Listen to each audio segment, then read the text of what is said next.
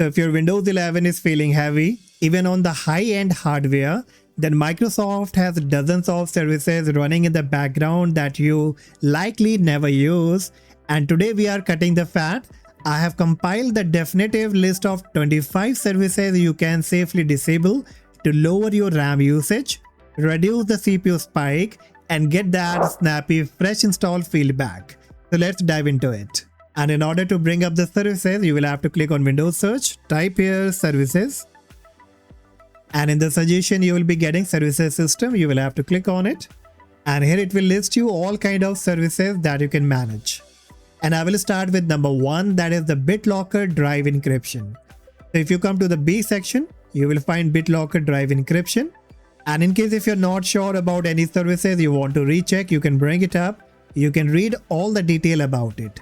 Like exactly what BitLocker does, it encrypts any kind of partition inside your computer so that you can open it with a password and nobody else can view it. For example, if I bring up the file explorer and if I make a right click on this partition, so you will find an option here, turn on BitLocker. And once I enable it, it will ask me for the password. And after that, I won't be able to access this partition without the password. But the problem is, many users, they forget the PIN or password, even the recovery key, and after that they have to finally format their computer. So very few people are only using it, and if you're also not using it, then you should go ahead and disable it. Now before going ahead and disabling the services, let me first bring up the task manager. And in the task manager, if I go to the performance, so you can see the utilization here. The CPU utilization is reaching around 94%. Now what you have to notice here, the process count 158, thread count is around 2000, handle count is around 70,000. Alright, now this is exactly what we will be reducing so that there should be low and less load on the CPU and the RAM. Alright, so keep this figure in your mind. First I will disable the BitLocker drive encryption. So open it, choose the startup type to disable, click on stop, click on apply and click on OK. Next we have connected user experience and telemetry. So come to the C section, look for connected user experience and telemetry. Now this basically collect all your information, all your activity and send it to Microsoft. So we don't want it. Choose it to disable, click on stop. And if you want to personally read about any of the services, then you can read from here. Click on apply and click on OK. Next we have to come to the diagnostic, and here we have to disable 4 of them: diagnostic execution service, policy service, service host and system host. Now all these diagnostic policy service just giving your feedback about the issues to the Microsoft every few seconds, and because of this it eats a lot of resources. You need to go ahead and disable all of them. Once done, now next you have to look for the fax service.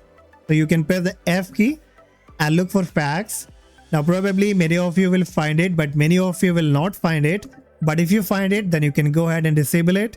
Now next after file, we have file history service.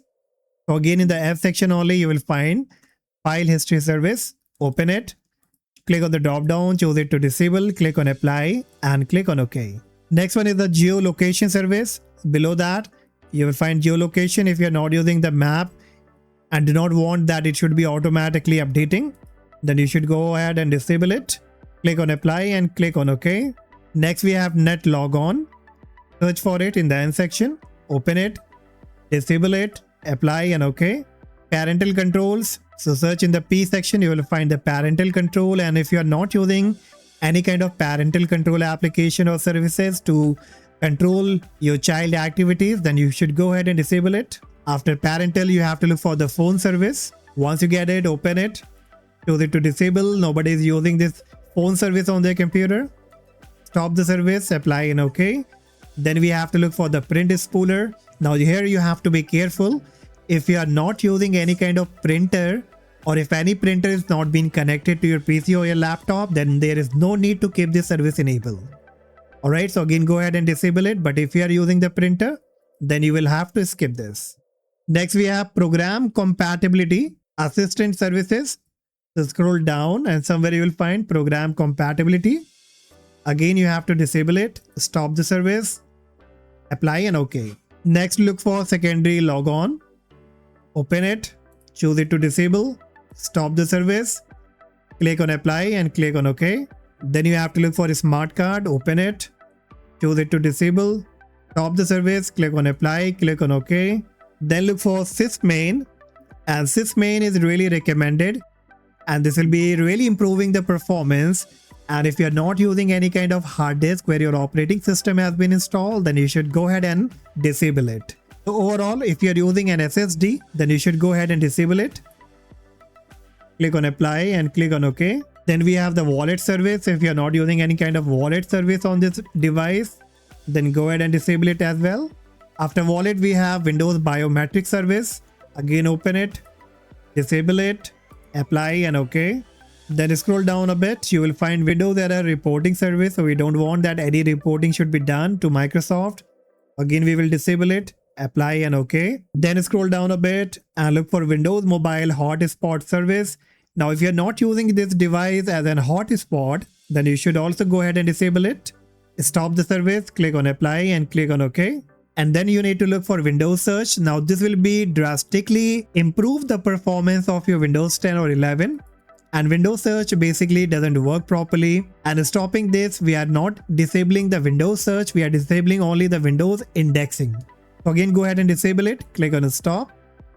Click on apply and click on OK. Now next you have to come to the Xbox. And here you have to disable all these Xbox if you are not using the Xbox services. So I believe that many of you might not be using the Xbox, but if you're using, you can skip it. But if not, then disable them one by one. Alright, so that's it. Now finally, you have safely disabled the 25 services that you don't need, but they were still running in the background. Now we have stopped them. So this time if I go ahead and restart the computer. Alright, so the computer is up now, and this time if I bring up the task manager and go to the performance. So bingo guys, now you can see the process count that was reaching around 160. Now it's been around 120. The thread count that was around 2000. Now it's around 1800.